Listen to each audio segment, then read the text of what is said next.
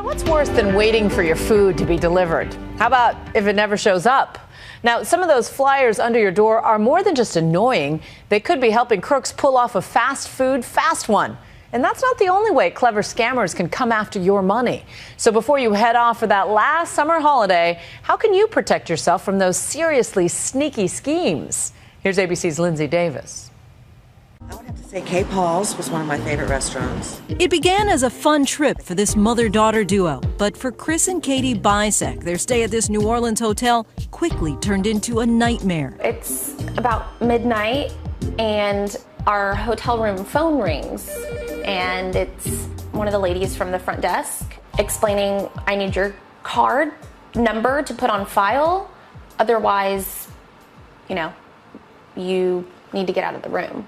And I was like, oh my, okay, this lady's serious. So I gave her my card number. And that was that. So Katie gave her debit card number and went back to sleep. But the next morning, I woke up and immediately thought to myself, there was something sketchy about that call. She checks her bank account and realizes all her money is gone. But it turns out it wasn't the hotel front desk. Katie had given her information to a scammer.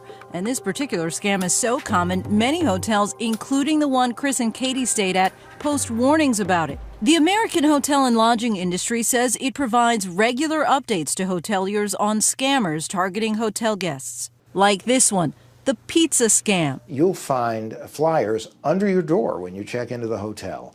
You call, you give them your credit card information, you order your pizza, and nothing comes. Because they're really not a restaurant. It's not a restaurant, it's not a pizzeria, it's nothing, it's a thief. There's the Wi-Fi scam, and that's where in your hotel, you're searching for a Wi-Fi system. You find the system you think is the hotel's Wi-Fi system, but it isn't. And be very careful with the kind of information that you provide and the kind of things that you do. Stay away from banking transactions.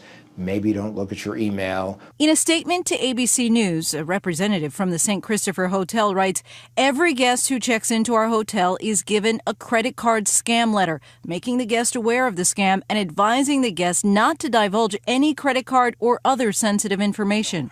But the Biseks say they didn't see the warning letter until it was too late. And it's not just at hotels where you can fall victim to these kinds of scams. As millions of Americans hit the road next week for the Labor Day weekend, thieves are also preying on ATM machines and gas stations with a practice called skimming. I knew it was stealing, I knew it was wrong. Dan DeFilippi is a reformed credit card hacker who got busted and switched sides to avoid prison time. I was printing my own fake credit cards, and then I would go to the store, purchase electronics, and I would resell them. He spent 2 years training agents in the dark art of skimming. He spoke to my colleague, Nick Watt. The ATM cashing was the easiest and best way to make money, and I was making thousands of dollars a day in cash doing that. But DeFilippi's favorite target?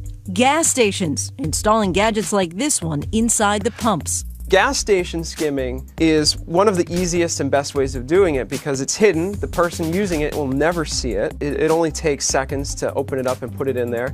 So this is the reader that would be inside the gas pump, and so you would just swipe it through and it would read it right here. Nobody would know the difference.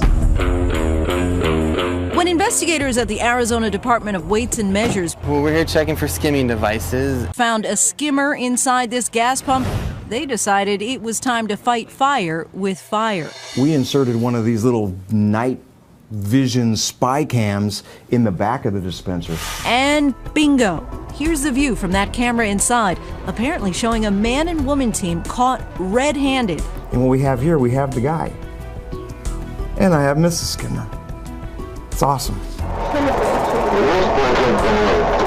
They start bickering when they can't find any of their devices. So it's almost like a husband and wife team arguing about wherever their skimmer is because somebody got it. And that was us. We got it.